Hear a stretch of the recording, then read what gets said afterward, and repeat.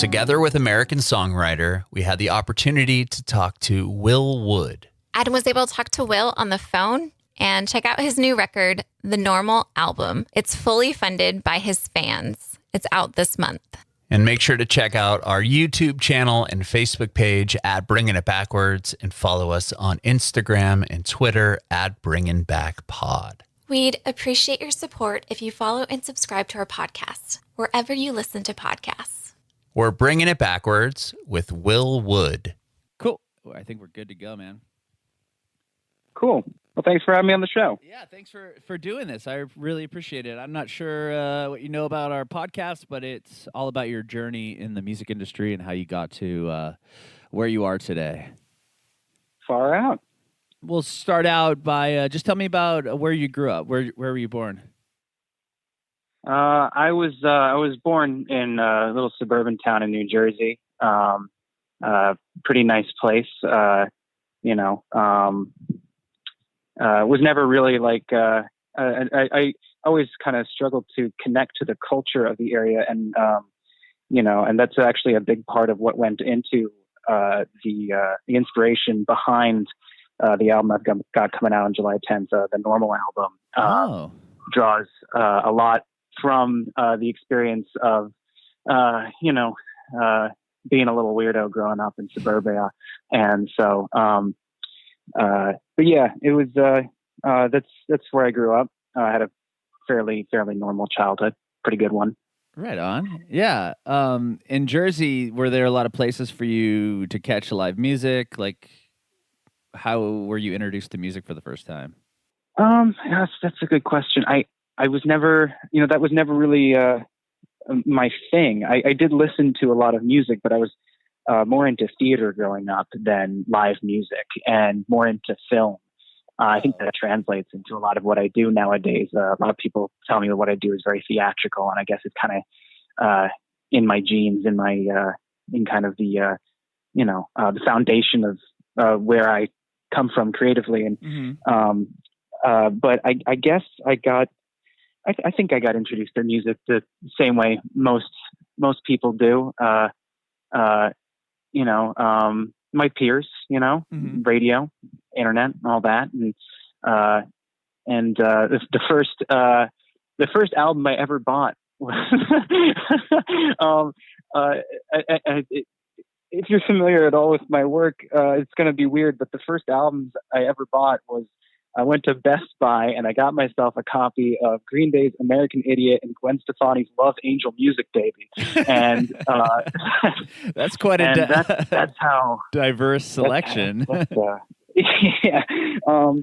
But I also grew up on Beatles, Billy Joel, and I think a lot of people would expect that I subsisted on a steady diet of avant-garde experimental stuff. And while I enjoyed that kind of stuff, a lot of I think a lot of the DNA of my inspiration comes from pop music, but I got into playing music. I realize you may have been asking that.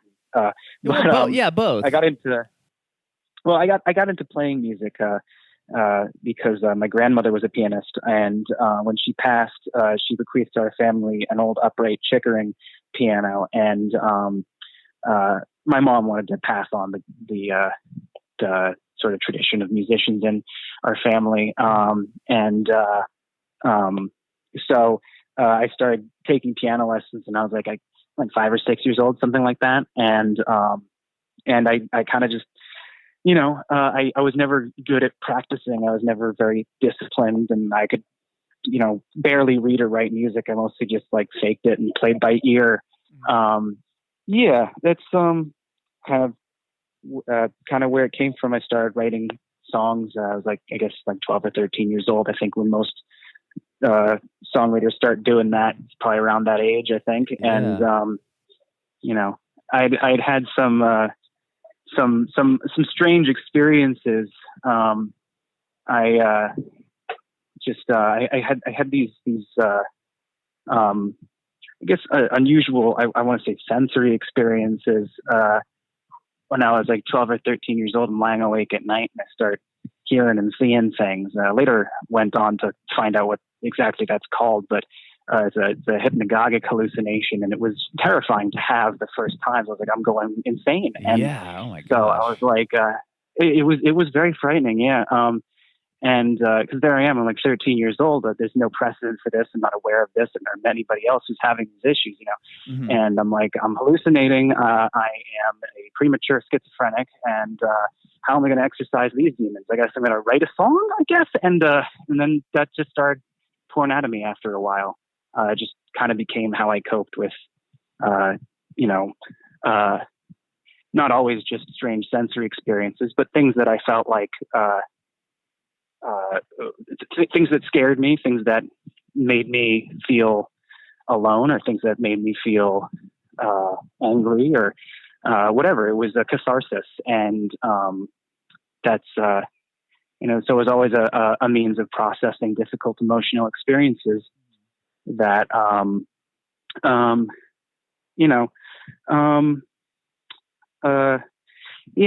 guess that kind of sums up what I guess I'm getting at. Is that's kind of how it started. Wow. Was trying to deal with the angst of adolescence. Sure. And, psychiatric phenomena. Mm-hmm. Yeah. And then from there, like, you were writing down your feelings, writing out these songs, and was it like, how soon did you start playing them for people? Let me think. I played my first show when I was like, I guess like 15 or 16 as part of some summer camp program. And it's kind of like an addictive experience in a way, you do it once and odds are you're hooked in one way or another. I mean, some people get out of it young enough where it doesn't reshape their reward circuitry in their brain like cigarettes. But, they say like you start smoking when you're young, it's harder to quit when you're older. I was able to switch to juuling, but I'm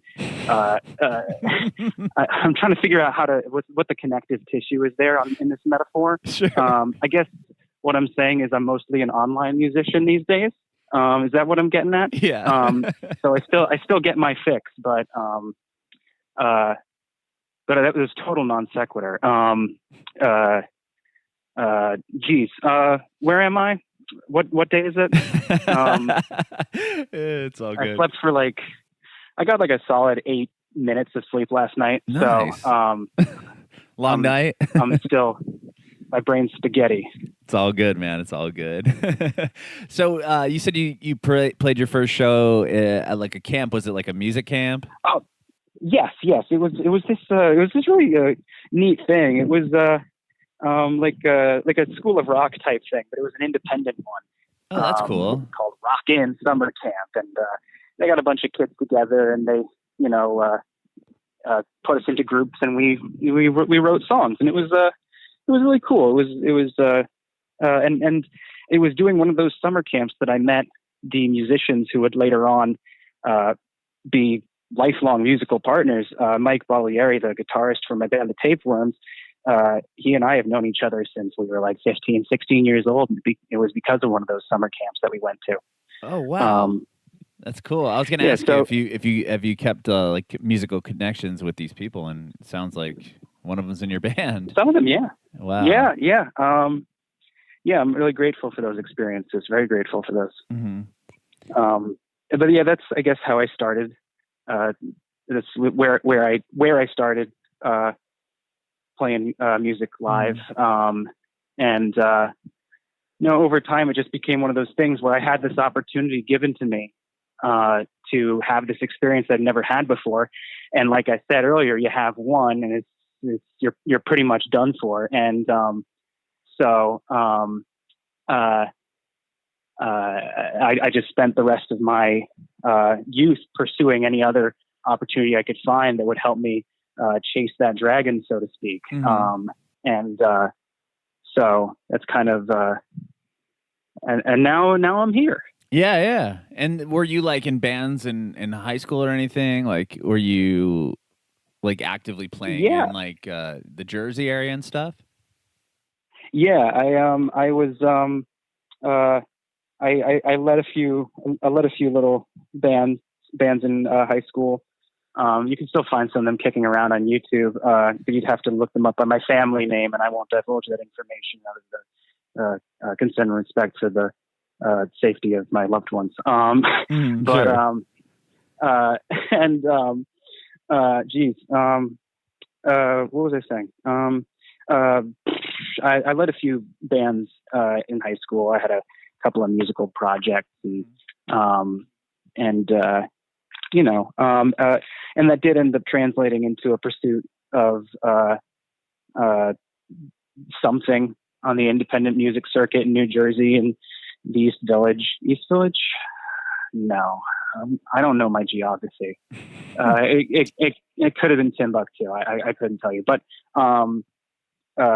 point being that it did end up leading to me continuing to pursue further opportunities. Thank God for the high school that I went to. I hated it because it was high school, and Sure, everyone does. and I was,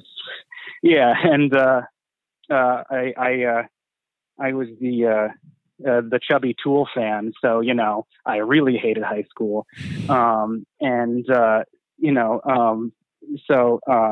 I am thankful for the fact that they were so focused on the arts at that school. It was they really did provide a lot of opportunities for students to express themselves in a number of different ways, and were really supportive in that sense. So, good going, Suburbia. Yeah, that's cool. Well, you said you're more of you said you're into like theater and stuff as a kid, right? Growing up, you were like a musical theater kid. And then I did read that you in your live performances, like it's nuts. Like you have acrobatics and a bunch of stuff going on there. Was that all kind of influenced by those earlier musical theater experiences you had? I think that I can't say no, but I'm not sure if it's yes. I think really when it came down to it is I was just trying to separate myself from the other people on the scene. I was just trying to make a statement, trying to put on the most fun and involved and interactive of a show possible. Really just trying to excuse the fact that I was charging $30 for a ticket when all my peers were charging $5. And it worked. I think that probably did come from my background in musical theater, at least to a certain extent, just because, it's theater. Sure. And I guess I used to always say that I hate concerts, but I love shows. That if I wanted to just hear what I can hear on the record, I'd just listen to the record. And so I always was dedicated to the live experiences being a different art form, because I do feel like it's a different art form altogether. It's like a record and a live show. It's like a movie and a play. You can try and tell the same story, but you can't do it quite the same way. Michael Bay's Transformers isn't going to translate so well to your local community theater. Stage. So if you're trying to right, exactly. So I don't bother trying to recreate it. So I focus on trying to create a unique experience that's different from what you can have listening on your phone, or different from what you can have watching a music video.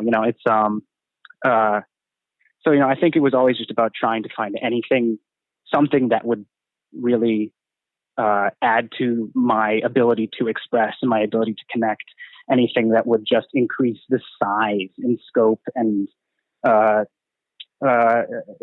intensity of the experience. And so, but I think that probably, I think that urge does come from some deeply ingrained showmanship that probably I just had a kind of absorbed through all those musical theater experiences when I was a kid, I guess. Mm-hmm.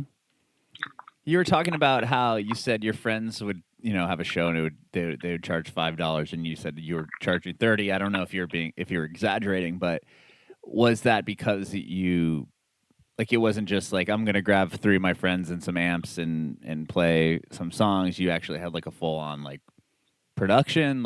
Can you explain that a little bit? Well, there was a process. I didn't hit the scene immediately charging $30 for a show. But You know, and when I say my friends, when I say my peers were charging $5 a show, Sure. you know, that was because they came from a different direction, and they saw things differently than I did, and they had their own ideology behind the way they wanted to the way they wanted to play music. Mm-hmm. They wanted to. There's an ideological thing there, and I don't necessarily share that same ideological leaning that the independent music circuit seems so dedicated to. I'm not a filthy communist, is what I'm saying. What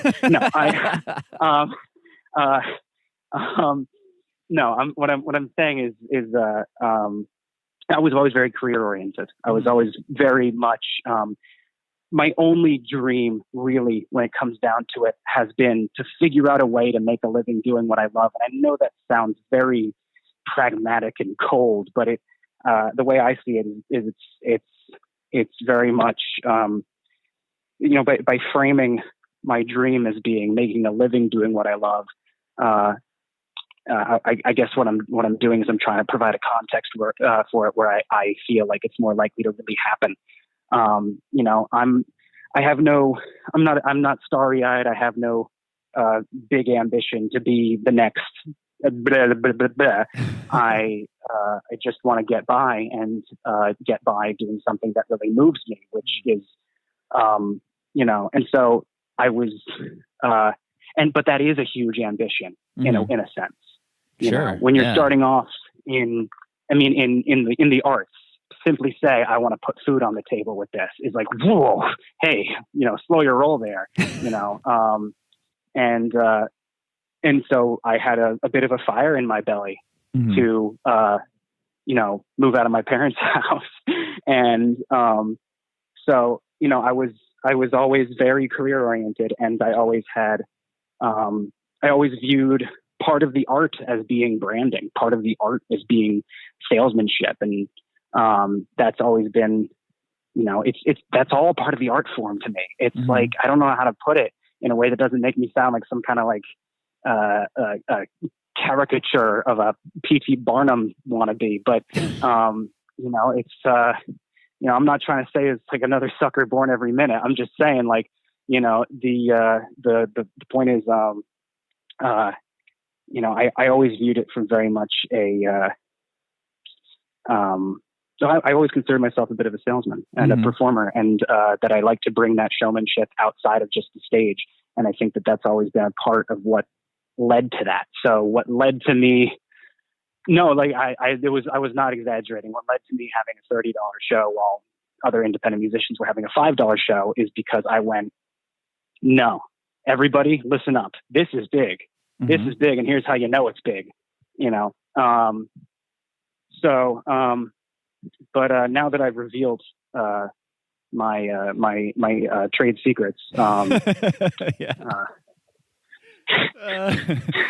funny. It's like one of those things where if you look at a couple things, like if there's two pens next to each other, and the one that's more expensive, you're always going to assume is way better for that reason. Like, well, he's got a $30 show. It's probably worth the $30. It's going to be much better than this $5 show that's over here. Yeah, don't get me wrong. All cynicism aside, it also really just came down to I couldn't afford to put on what I wanted to put on for a penny less than I did. Sure. But, you weren't leaving there rich. Yeah, no. It still took me a long time of doing that to just, start to maybe build a little bit of, enough of a fall. It took a lot of doing that to get nowhere. And, my point in saying that is simply that, I'm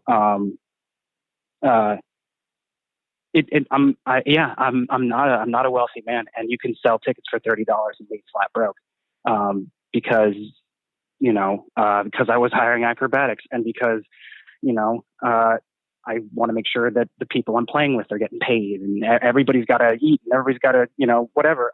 And I'm taking on like 20 different projects at a time, and yada yada yada, and so I end up needing to do that. So it ends up being that like I'm not actually. I don't know. I guess my point is merely to clarify. I do things that way, or have done things that way out of necessity, not out of greed or anything like that. Sure. Although I don't know, it depends on who you ask. Some of the scenesters out there might think it's greedy to want to pay rent. So who knows? Yeah. I don't know. How dare you want to water, eat and have a place to live? Well,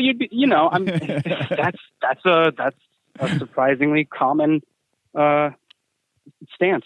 Sure. Yeah. Mm-hmm. How dare you sell art? Right. Yeah. But there wouldn't be art, and like you wouldn't be able to continue doing it if you didn't have the means. Thank you. That's kind of why I see it.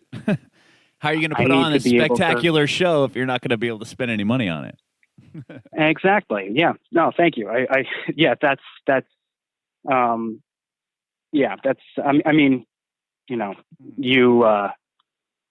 You talk to musicians all the time, so I imagine you actually have that kind of. Are you a musician?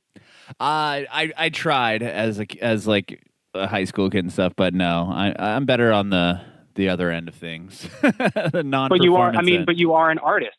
You're a content creator, and you're an artist, and you're a purveyor of media, so you're gonna have an understanding of that kind of thing. And so, Sure.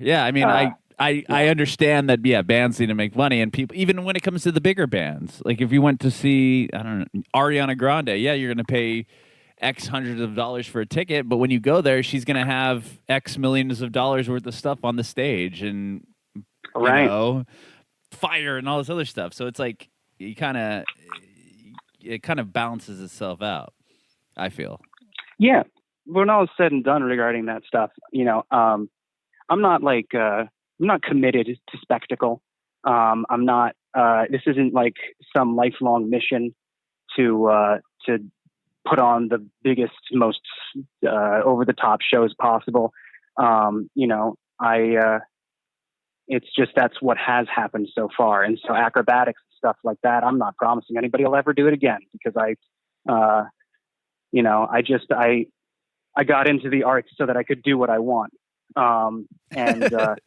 So, I do still like to shake things up a bit. So, when you bring up, that my shows are, really wild, over the top, and acrobatics and stuff like that, I'm sitting here going like, or we're going to sit on the floor of a library and sing songs about my feelings while I play ukulele. So I want to make sure that, that the listeners know that they can have a wide breadth of experiences with Will Wood. Yes. Anyway. Are you in LA now, or are you still living in Jersey? I'm in Jersey still. Okay. I probably will be here for. I'm probably stuck here forever, whether I like it or not. I don't mean just like stuck here, like physically. I mean like psychologically. I don't know. My tethers to New Jersey are probably just too short and too strong at this point. I don't know. I've thought about moving out west, but more often than not, I think about moving down south. I think it was Missouri that my roommate and I were looking at, where you could rent a house for like $400 a month, and I was just like, man, that's the dream. That's stardom right there. That's That's Hollywood, baby. Yeah, for sure. Well, I want to talk to you about the new record you have coming out July 10th. I would love to. Is this the first album you've put out? No, this is my third studio record. It's, under Will Wood? It's my first under the name Will Wood. Got it. Okay. My previous records were released under the name Will Wood and the Tapeworms. And I still play with the same folks I played with on my last live record. It's complicated. It's ridiculously complicated, and I could go on and on about all the ins and outs and strands in the old duder's head that went into making things end up where they are right now, and why this record's Will Wood as opposed to Will Wood and the Tapeworms, and why those were Will Wood and the Tapeworms as opposed to Will Wood. But basically, trying to Reader's Digest, it was a revolving door sort of situation at the beginning of the project, and as things went on, the nature of it changed so much, and it's always been a solo project with collaborative elements to it, and it came down to just a matter of, people's lives change. They take on new directions. They take on new responsibilities. We're not all in our early 20s anymore. We can't kick around the meat locker. And so it came time to just, it came a time for me to just be like, I can't promise the world a band, and so instead what I promise is me. And so I'm focusing on things a little bit differently now. I'm not focusing on face melting. I'm not focusing on theatrics and acrobatics and over the top displays of drama and histrionics.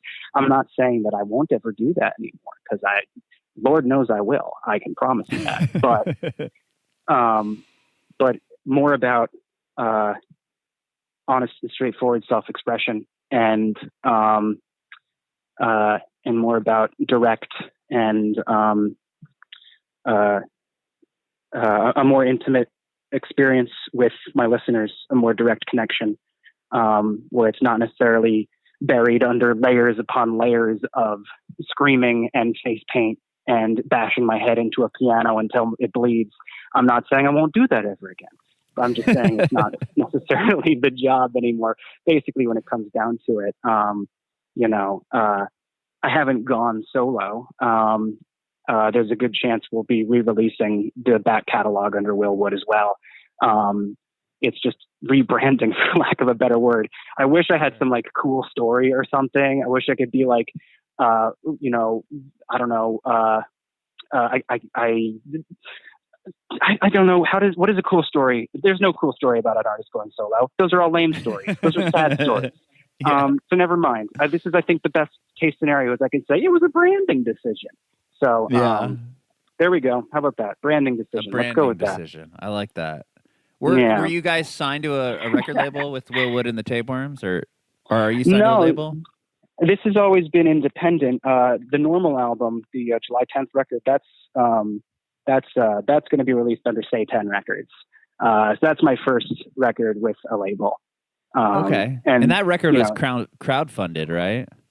It was. It was like a GoFundMe, or you used one of those sites or something like that.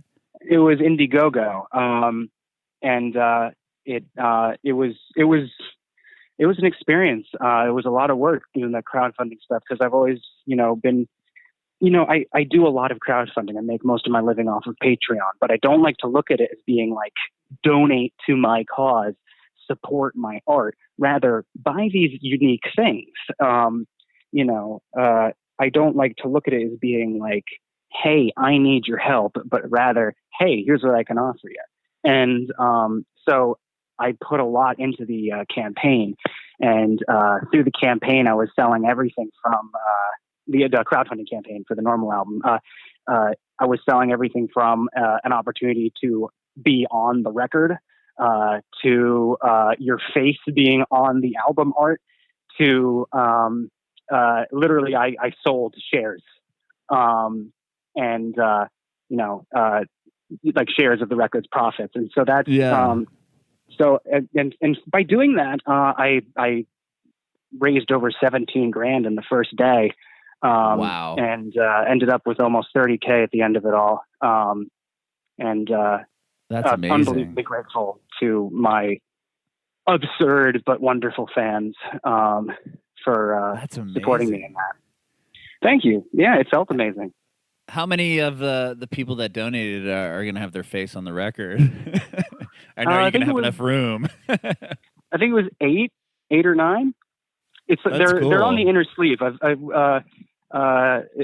You'd have to see it. It's a chaotic piece of collage art that I made with a long time artistic collaborator, collaborator named Mike Diebold, and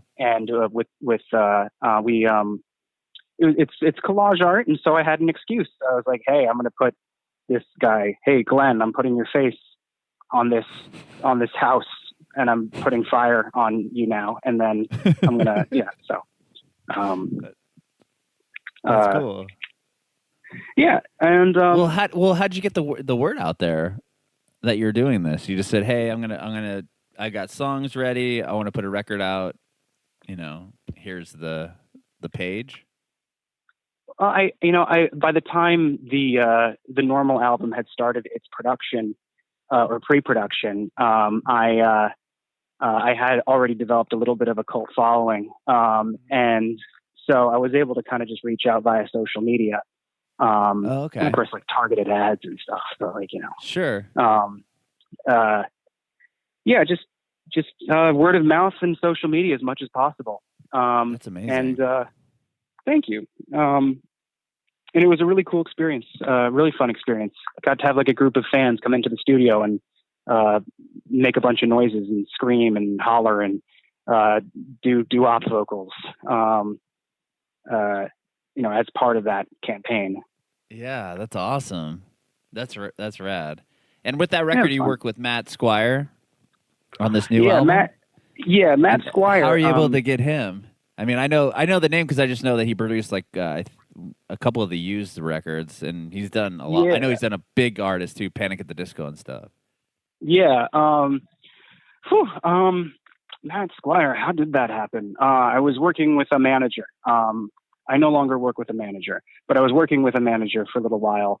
And he was basically just like, "Hey, Will Wood, you want to make it big? You want to hit the big time? I don't know. You want your name in lights? Stick with me, kid." And then he was like, "We just got to get you in the room in front of the right people," that kind of thing. And he was like, "Here, schmooze with this Squire guy." I'll tell you, Matt's a really nice guy, really cool guy. That did incredible work. He produced the single "Love Me Normally," which is now streamable and all of that, and the music video is up. And we actually recorded that 2 years ago. Wow. "Love Me Normally," yeah. Just to like give you an idea of just like the stilted stumbling that is the process. That I don't even know what I'm trying to say. I guess fits and starts, man. Fits and starts. And that was recorded. That single was recorded in 2018, and then just all these people just like kind of like, you got to wait for the right time. You got to put it in front of the right label. You got to get the right people involved. Hold on, not yet, not yet. And eventually, I was like, no, yet. I'm just gonna do it now. Thanks, guys. The rest of the record, however, was produced by a good friend of mine and the producer of two of my other records, The Real Woodwood and Everything Is a Lot, Jonathan Maisto. And John is a really, really creative producer. Like, watch this space, man, because he's there's nobody else like him out there. The kind of guy who comes into the studio with a head full of mushrooms and a leopard print coat and screams at you that you're freaking out the bats outside, and so you have to do another take again because he keeps the bats are getting in the way and can't stop because it's backcountry, all that stuff, and really willing to experiment and try a lot of out there stuff. Really interesting character and a very good friend of mine, and he really helps bring this record really made this record sound like I know not to toot our horns, but nothing else. That's awesome. That's great. Yeah. So I was lucky. I was lucky to be able to work with some really creative, really talented, and honestly just really good people. Matt Squire was a pleasure to work with, and John is an agent of chaos. Also a pleasure to work with, but an agent of chaos. Yeah, that's awesome. So was this record, did you approach it differently than the earlier albums with the Tapeworms? Well, that's the thing is yes and no. The two other studio records that are released under as the Tapeworms, they have different bands on them. The Tapeworms were different people on those records than they are now. Oh, okay. Yeah. That's what, kind of a revolving door situation. Some of the musicians on earlier records are on this record, and were on my live album, The Real Woodwood, which was also the soundtrack to a very strange concert film that Amazon Prime mistakenly allowed on their servers Really? And, What's the film called? it's called The Real Woodwood, and it's very strange. It's like a long form Eric Andre skit, and Chris Dunn, my roommate and very good friend, co-wrote and co-directed this sort of mockumentary, surrealist, David Lynchian sort of nightmare that frames this concert film, and it's very strange and it's very difficult for me to describe. I can't, in good conscience, recommend watching it. In bad conscience, I'd say go ahead, but I can't promise that you'll be okay afterward. I really want to watch it. I just found it on Amazon Prime. Look, it's not a bad film. I mean, it's a bad film, but it's a good film. Took a few notes from all of the great terrible filmmakers. All the Tommy Wiseaus, David DeCoteaus, all those.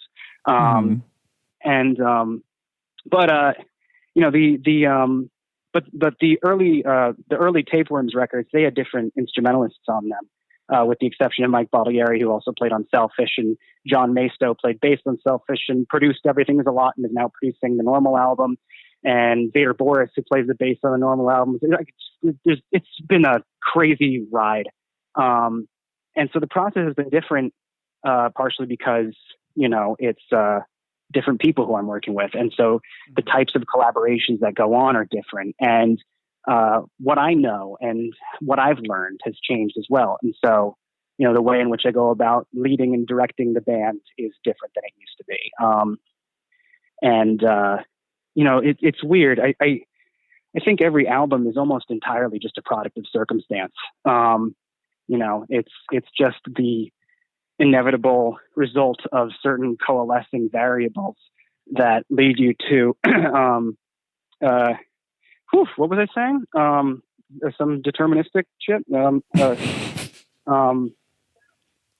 I guess what I was saying was, it is what it is because of what it's not. Nope. Hold on. I'm struggling here. It's all good. My point is that the process is always going to be different, and that's why it's a different record.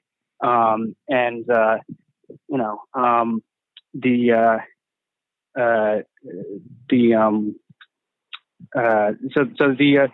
finished product very much reflects the different process. We hid away in this sort of destination recording studio called Ponderosa Studios in Lafayette, New Jersey, and this like beautiful countryside area, isolated from the world, which we valued at the time and now realize isolation, small doses. I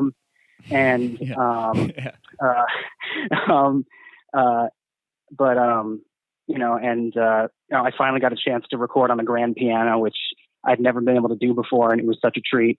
Cool. And I worked with some new with some new engineers, and so yeah, the process was very different for me to get into exactly how, which I guess I've been trying to do and failing. I give up. Yeah, it was different. Okay. Yeah, I was just curious because was there a decision, like what was the moment that you're like, you know what, I'm going to do this as just Will Wood? Like, I didn't know if this felt like more of like this is more of me solo album versus the other two things I've done with Will Wood and the Tapeworms. Well, I always was at the creative helm of these projects. The way I kind of see it is it's kind of like, you can go see a Wes Anderson film and know that it was written and directed by Wes Anderson, and so you can call it a Wes Anderson film, but you have to acknowledge that there was a script supervisor and a cinematographer and a best Sure. boy.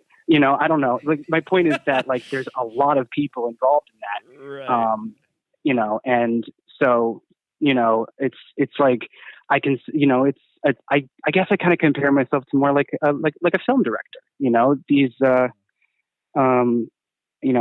bring this team together and they help me realize a vision that at times I didn't even know I had. Or they bring their own vision to the table as well. So basically, I write songs what I do is I write the thing that you can sing, the thing that's recognizable regardless of how you play it, what instrument you play it on, what key you sing it in, all that stuff. And then I lead the rest of the process, the composition, the arrangement, and all that stuff. But for instance, Mike Bottiglieri's guitar solo in Laplace's Angel, the single that just dropped yesterday, that's his composition. That's his guitar solo. And that song wouldn't sound like what it sounds like without that. So, Sure, yeah. But that being said, I definitely was a lot more particular about what I wanted with this record, partially because I had, through experience, learned how to accomplish that, learned how to better lead and direct a band, how to better compose arrangements and accompaniments and work one-on-one with different types of instrumentalists and different performers. And so, I was able to meet up with the trumpet player and teach him what I was thinking for different parts. And he would play that and I'd be like, oh, let's try something a little bit different. It's like, I do everything I possibly can to avoid writing sheet music is, I guess, what I'm saying. So, do you know how to write sheet music? Not and read really. Music? Okay. Not really. I mean, if you put a simple enough piece of music in front of me and said, see you in 3 months, you'd probably come back to something. But not right in front of you, and you couldn't just play it right off there. I know a lot of people don't learn that. I was given some classical training when I was a little kid, but my sight reading skills are atrophied at best. So a lot of it is just me being like, yo, Berger, can you give me a, and, then he does that, or he does something better. And I'm like, you know what, that's better. Do that, So, there's always been a collaborative element to it. I think that there always has to be, I am not so, how do I put this in a way that doesn't cause collateral damage? I am not so, I don't always know. And, and I am not the most talented human being in the world. I'm not Jesus. I'm not, so, I work with people who whose creative spirit I can connect with and understand, and they understand mine, and we're able to work together to help turn these songs into a performance, into an arrangement, into an orchestration. Mm-hmm. So that makes sense. Okay. Yeah. No, it totally does. I'm running on empty.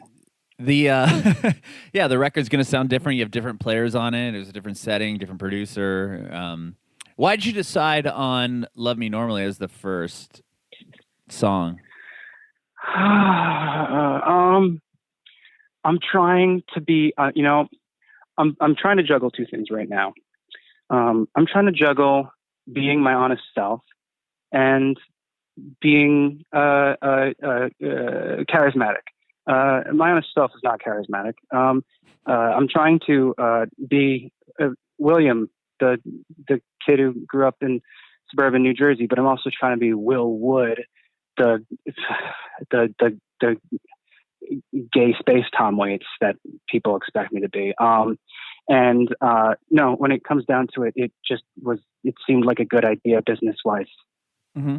Okay. Boo. Fun? No, yeah, I was just curious because that was that's the only track on the record produced by Matt Squire too. You said, right? Yeah. Well, he did such a great job, and he really had such a unique contribution to what ended up being a prevailing theme sonically throughout the record. That it was a good starting point, and it's thematically an important turning point on the record. It's not a concept album, strictly speaking, but I do like to look at an album as being an individual piece of art. And so, like a single piece of art, a cohesive single piece, even if it's not like a story or something like that. And so, I thought that the lead single for the Normal album should be the song that most explicitly states some of the themes that are on it. So, it was partially like, this is good PR, but also there were creative reasons behind it as well. Yeah. Well, that makes a lot of sense. Is it going to be weird to you to release this album in like the current, climate, as far as like we're quarantined, or most of the country's quarantined, and people aren't doing live shows right now? Is it going to be odd to release your record without being able to plan a tour and do all those things to support it? It's funny. In some ways, it's I don't know how do I phrase this? It's okay. It's all right. It's like, I just got to get this thing out or I'm going to explode, Yeah. Whatever the context that it arrives into the world in, I just have to get it out because I'm done with this thing, man. I'm done with it. It's like, it's like when there's like a subtle under the surface subtextual conflict bubbling between you and your significant other, and nobody's saying anything, but eventually one of you's got to be like, okay, fine, and so that's kind of how I'm feeling about this record, regardless of what's going on, and I just have to, I have to, and and maybe part of me thinks that like a little extra entertainment is good for, my fans, and that, might help keep some of these kids slightly more sane than they otherwise be, which is not very, but, it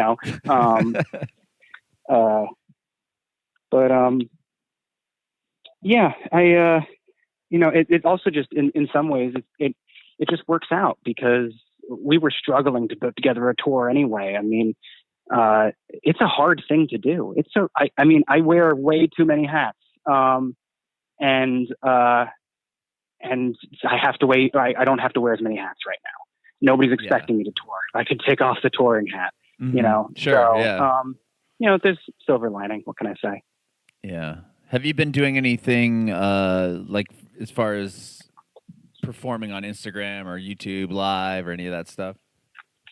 Yeah, I do live streams, live stream concerts. I mostly do them through my Patreon. I mentioned earlier, I make most of my living through Patreon. And one of the things that I do for Patreon members is I do a live stream concert once a month, which, was cool, but now it's the whole career, so like, yeah. That's something I'm doing, although I do little appearances here and there on Instagram Live or something. Like a few days ago, I did a little impromptu live stream on Instagram to try and raise money for the Bail Project. It's interesting. I was saying earlier that I'm kind of an online artist in a lot of ways right now. And, I never wanted to be Neil Cicierega, although I respect the hell out of Lemon Demon. The point is, I have had to become a little bit of an online artist. It's where I'm able to do it, most effectively. And so I've been able to adjust relatively easily. But it's a shame because I miss playing with my friends, and I want to be able to just, hit the road. I want to go out with these guys and, play rock concerts. So that part's frustrating, but, we'll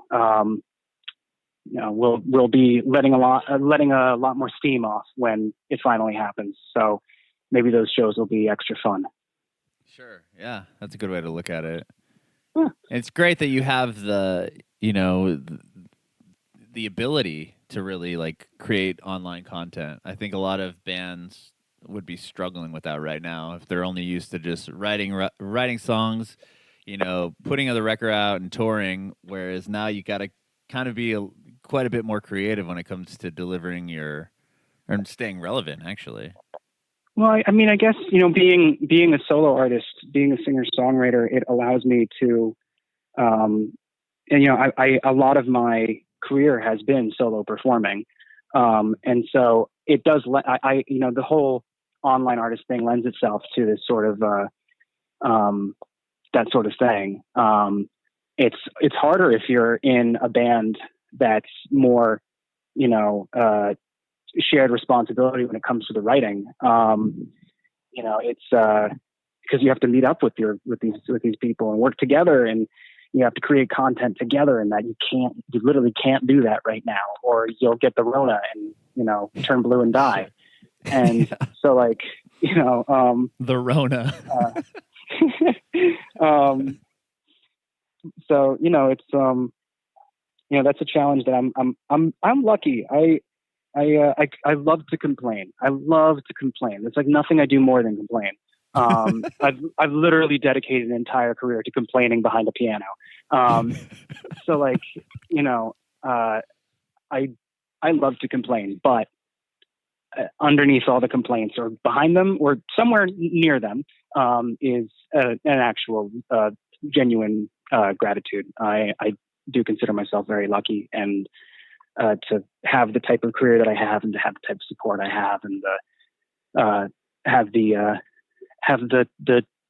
people I work with in my life. Like it's I am very grateful, and I'm very grateful for being able to do it the way that I can do it now, because it is allowing me to continue. Because, I know a lot of the industry is really, really struggling right now. And, I am counting my blessings every day. And I'm just like, wow, I'm so glad I have all these blessings. And, it's tough. Things are tough right now. And I'm not going to say that it hasn't affected me. It sure has. But I consider myself very lucky. Mm-hmm. Yeah. It's totally crazy times right now. But I can't wait to hear the album. I mean, it comes out in a few weeks now, but July 10th, you said? July 10th, yeah. July 10th.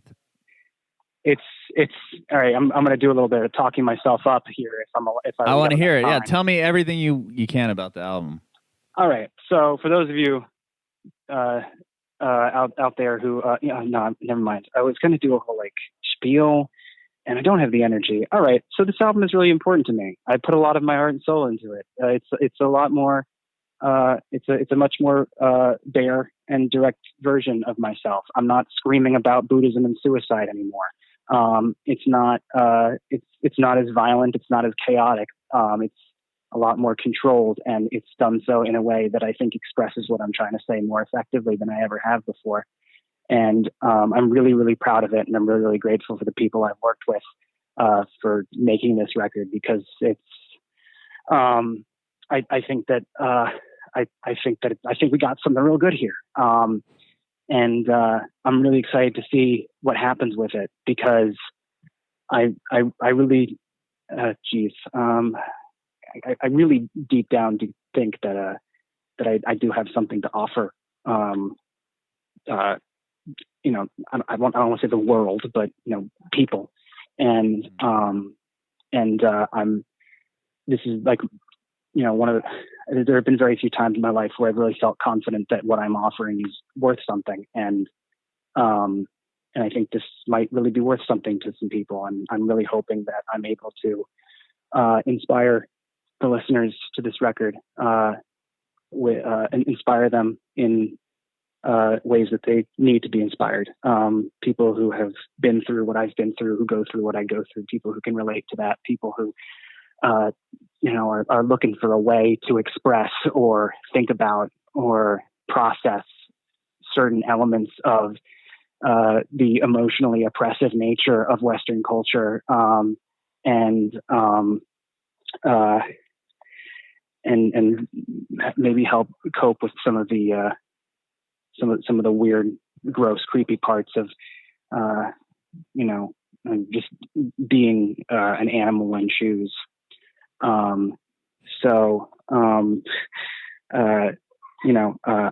It's got a lot of cool like guitar solos and saxophone riffs, and I play a mean piano, and the 80s retro stuff. Hey, you guys like that, right? Yeah. So amazing, man. I love it. You have a way with words. You've said two things now that I'm like, this is hilarious. You said you complain behind the piano. I've been complaining behind the piano for years. I thought that was so funny. You just said something right now, but now I can't remember it. But yeah, it's pretty funny, man. Oh, animals with shoes on. That was hilarious. Dude. Yeah, it was maybe a little that one I can't take full credit for. It's a little bit of a more time appropriate paraphrasing of the Bill Hicks bit. He referred to us as a virus with shoes, and I wanted to be a bit more sensitive to the situation. Although I do think an important part of what I'm trying to express with this record is that we are all really trying super hard to overcompensate for an animal nature that drives most of what we do. We're animals with shoes. And I think that's a big part of what I'm trying to express with this record is that behind all of the demands that our culture makes and behind all of the airs that we're forced to put on, all the masks, all the hats, all the shoes, we're nasty, ugly little critters scuttling around the surface of a big rock floating in the middle of nothingness for a very short period of time.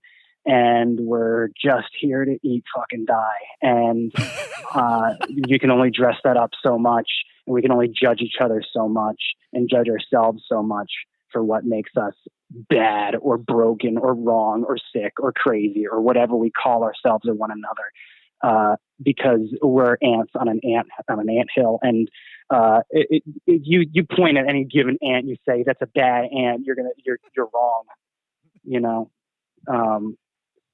So. Oh man! As much as I would love to just end on that amazing rant you just did, I have one more question for you. Sure, man. Sure. I appreciate the kind words. Very nice. You are awesome, man. So creative and clever and funny. Cool. Dude. So sign up for my Patreon, man. Top tier is $100 a month. So give me that. I'm sorry. I did check it out though. It's pretty. I'm gonna look into it a little bit more now that I just found the link to it on your willwood.net. Don't take that bit of salesmanship too seriously. But it would be. Oh, I'm kidding. No, but I am more legitimately looking at it. I would be more than happy to know that you just listened to one of the songs. So I know, but I'm seriously. I did have it a tab open to check it out here in a minute. But yeah, that's cool, rad. Man. I appreciate the conversation. You've been awesome. And thanks for taking time out of your day to chat with me. My last question. Back at you. Thank you, man. Oh yeah, dude. Of course. My last question is if you have any advice for aspiring artists. Not